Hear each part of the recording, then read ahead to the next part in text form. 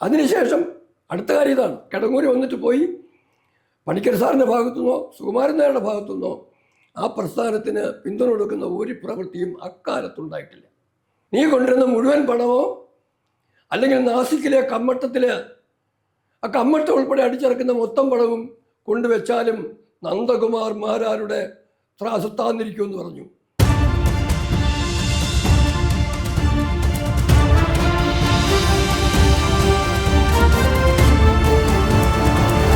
നമ്മുടെ സമകാലിക കേരള രാഷ്ട്രീയത്തിൽ ഇന്ന് ചർച്ച ചെയ്യപ്പെട്ടുകൊണ്ടിരിക്കുന്നത് ശ്രീ സി വി ആനന്ദ ബോസിൻ്റെ ഒരു വെളിപ്പെടുത്തലാണ്.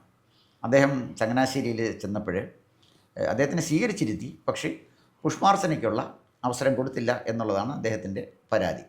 നായർ സർവീസ് സൊസൈറ്റിയെക്കുറിച്ചും അതുപോലെ തന്നെ അതിൻ്റെ സെക്രട്ടറി ശ്രീ ജി സുകുമാരൻ നായരെക്കുറിച്ചും എനിക്ക് വ്യക്തമായ നിലപാടുള്ള ആളാണ്. അതെൻ്റെ വ്യക്തിനിഷ്ഠമായ നിലപാടാണ്.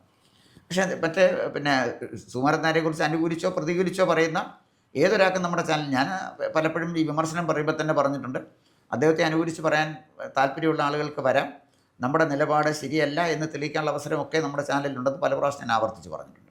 പക്ഷേ ഇത് എനിക്ക് തോന്നിയ ഗൗരവതരമായൊരു കാര്യം, മന്നം സമാധിയുടെ ഒരു കസ്റ്റഡിയനായിട്ട് സുകുമാരൻ നായർ മാറുക, അദ്ദേഹത്തിൻ്റെ വ്യക്തിപരമായ താല്പര്യത്തിനായിട്ട് മന്നം സമാധിയെ ഉപയോഗിക്കുക.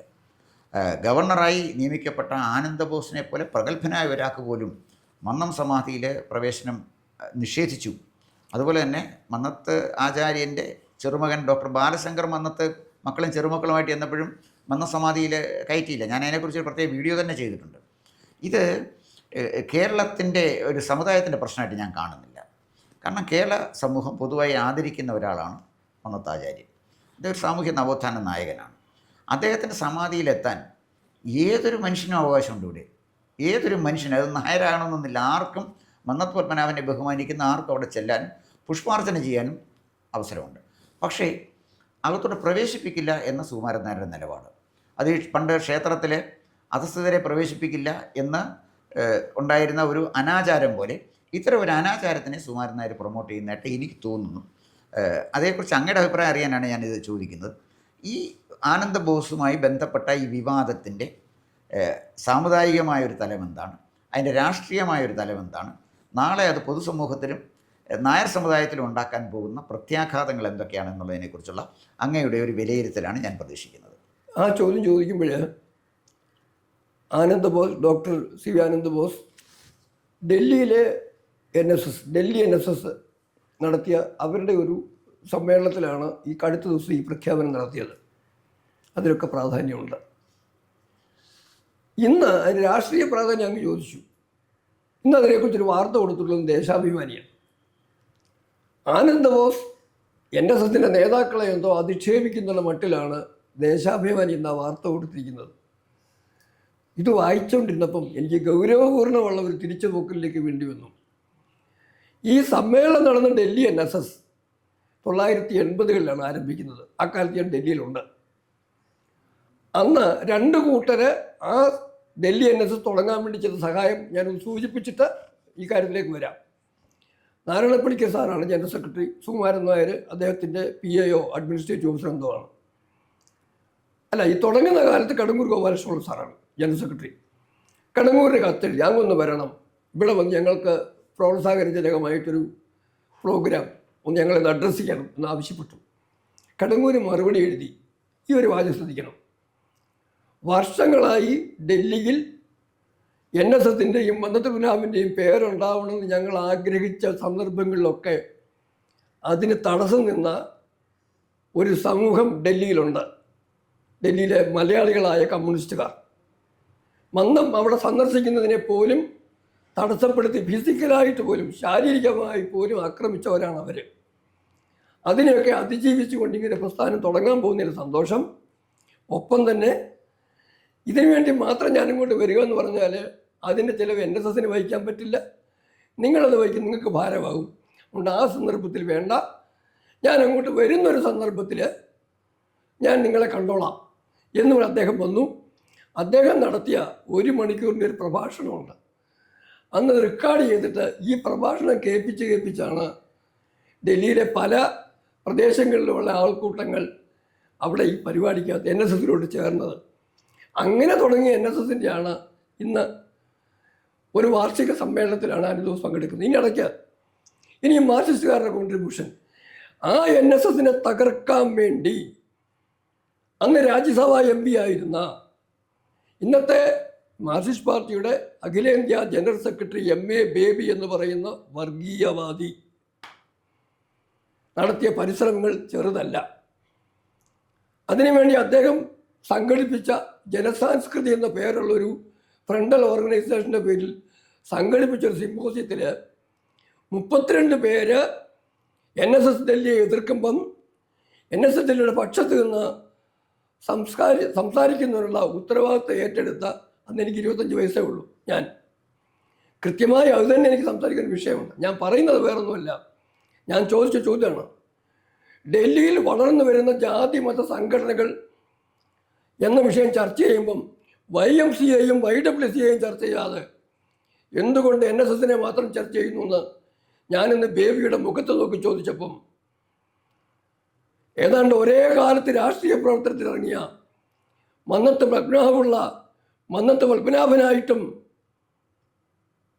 ഏലംകുളത്ത് ശങ്കരൻ നമ്പൂതിരിപ്പാട് സഖാവ് ശങ്കരനായി മാറാതിരുന്നതിൻ്റെയും പിന്നിൽ പേരിൻ്റെ വാല് വെട്ടിക്കളയാത്തതിൻ്റെ പേരിലൊക്കെയുള്ള വിഷയങ്ങൾ ഞാൻ ഉന്നയിച്ചപ്പം അവസാനം അന്ന് അധ്യക്ഷത വഹിച്ച SC സുബ്രഹ്മണ്യം പോറ്റി ഈ വിഷയത്തിലെ തുടർച്ചർച്ചകൾ പ്ലാൻ ചെയ്ത് ഇവിടെ വെച്ച് റദ്ദാക്കുമെന്ന് പറഞ്ഞ് നിർത്തുക ചെയ്ത്. ഞാൻ പറഞ്ഞത് കമ്മ്യൂണിസ്റ്റുകാരും അതിനുശേഷം അടുത്ത കാര്യം ഇതാണ്. കിടങ്ങൂര് വന്നിട്ട് പോയി പണിക്കർ സാറിൻ്റെ ഭാഗത്തുനിന്നോ സുകുമാരൻ നായരുടെ ഭാഗത്തുനിന്നോ ആ പ്രസ്ഥാനത്തിന് പിന്തുണ കൊടുക്കുന്ന ഒരു പ്രവൃത്തിയും അക്കാലത്തുണ്ടായിട്ടില്ല. അവിടെയാണ് ആനന്ദബോസ് സാർ വന്ന് ഈ ഒരു കാര്യം പറഞ്ഞത്. അദ്ദേഹത്തെയും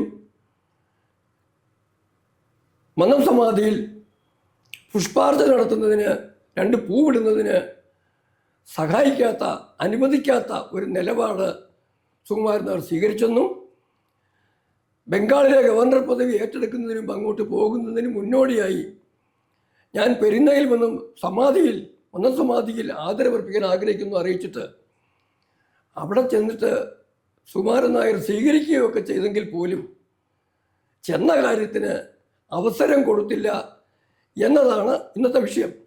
ഇവിടെ എനിക്ക് ചോദിക്കാനുള്ള വ്യക്തമായ ചോദ്യം, അങ്ങ് പോയിട്ടുണ്ടാവും, ഞാൻ പോയിട്ടുണ്ട്. ഇന്ത്യയിലെ ഏറ്റവും വലിയ പ്രധാനപ്പെട്ട സമാധി എന്ന് പറയുന്നത് രാജ്ഘട്ടാണ്. മഹാത്മജിയുടെ രാജ്ഘട്ടാണ്, യമുനയുടെ തീരത്ത് ഡൽഹിയിൽ. അവിടെ പോയി ഒരു പൂ അർപ്പിക്കാൻ വേണ്ടി, ഒരു നേരം കൈതൊഴിൽ നിൽക്കാൻ വേണ്ടി, ആദരാഞ്ജലികൾ അർപ്പിക്കാൻ വേണ്ടി ആരുടെയെങ്കിലും അനുവാദം ആവശ്യമുണ്ടോ? ഇല്ലല്ലോ.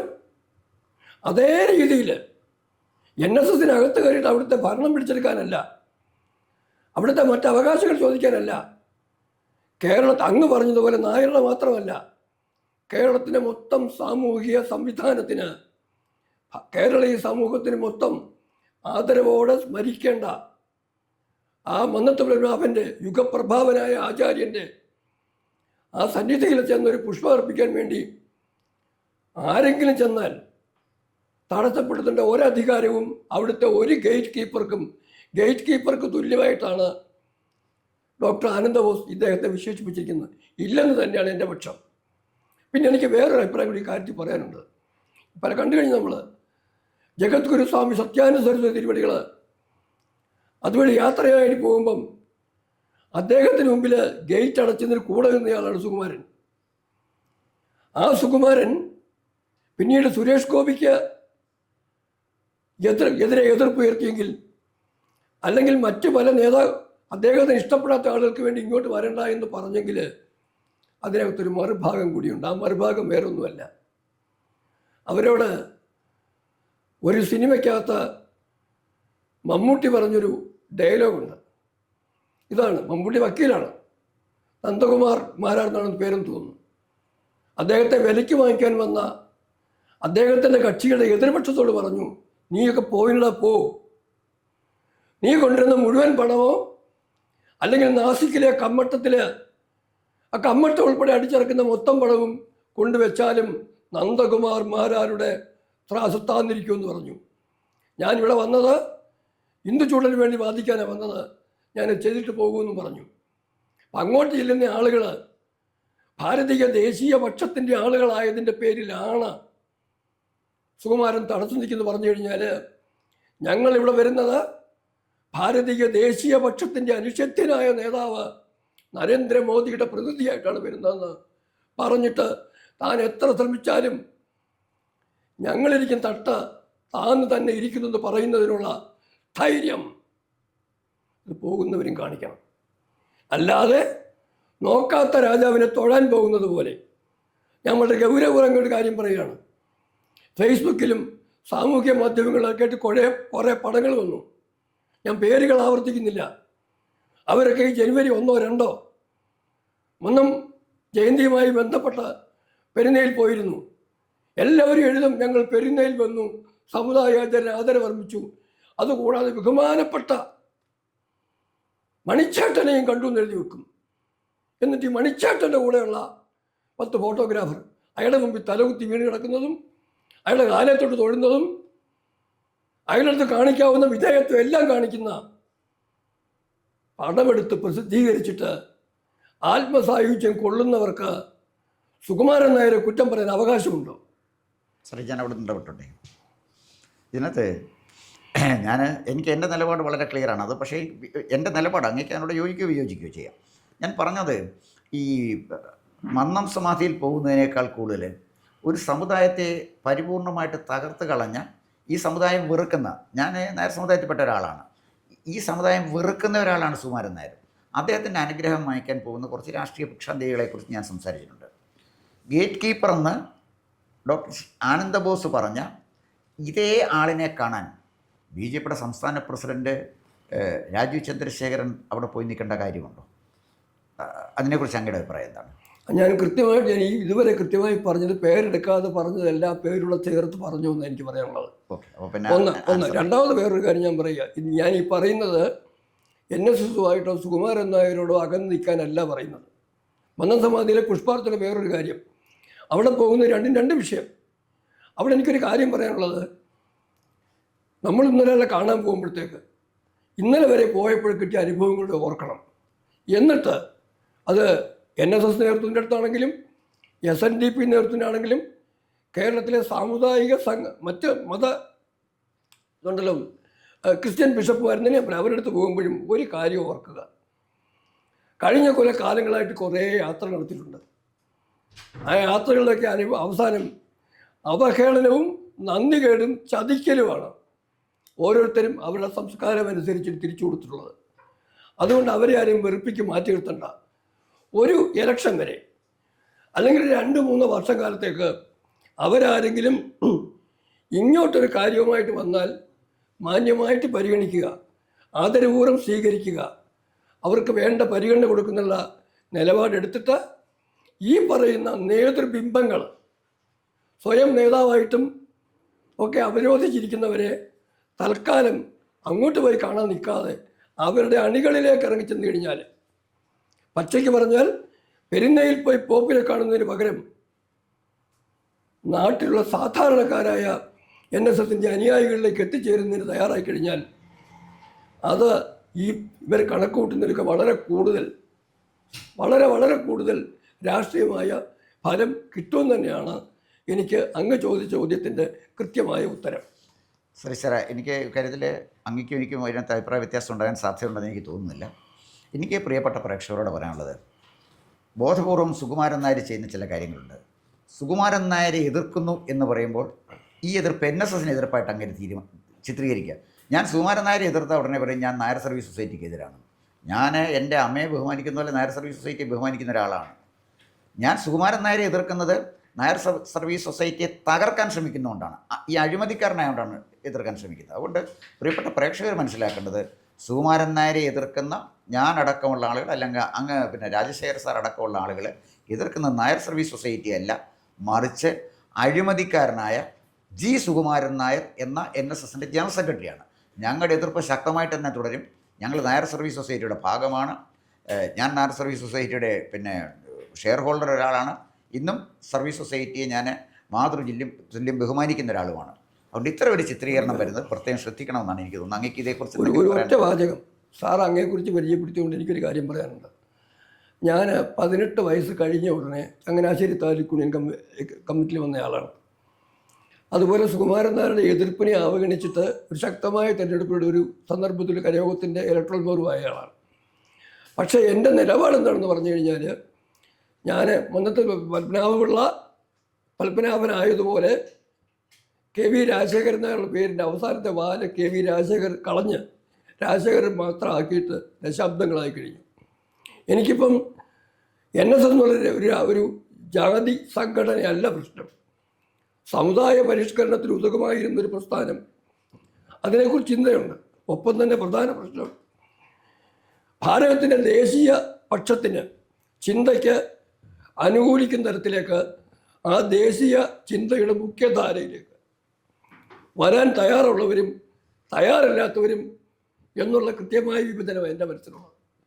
അതിന് തയ്യാറില്ലാത്തത്, ദേശീയ ചിന്തയുടെ ധാരയിലേക്ക് വരാൻ തയ്യാറില്ലാത്തത് ആരാണെങ്കിലും, അത് സുകുമാരനാണെങ്കിലും ആരാണെങ്കിലും അവരെ അവഗണിച്ച് പണ്ട് സവർക്കർ പറഞ്ഞതുപോലെ, വിനായക ദാമോദർ സവർക്കർ പറഞ്ഞതുപോലെ, നിങ്ങൾ കൂടെ ഉണ്ടെങ്കിൽ നിങ്ങളെ കൂടെ ചേർത്തുകൊണ്ട്, നിങ്ങൾ കൂടെ ഇല്ലെങ്കിൽ നിങ്ങളെ ഒഴിവാക്കിക്കൊണ്ട്, നിങ്ങൾ എതിർക്കുമെങ്കിൽ നിങ്ങളെയും എതിർത്തുകൊണ്ട്.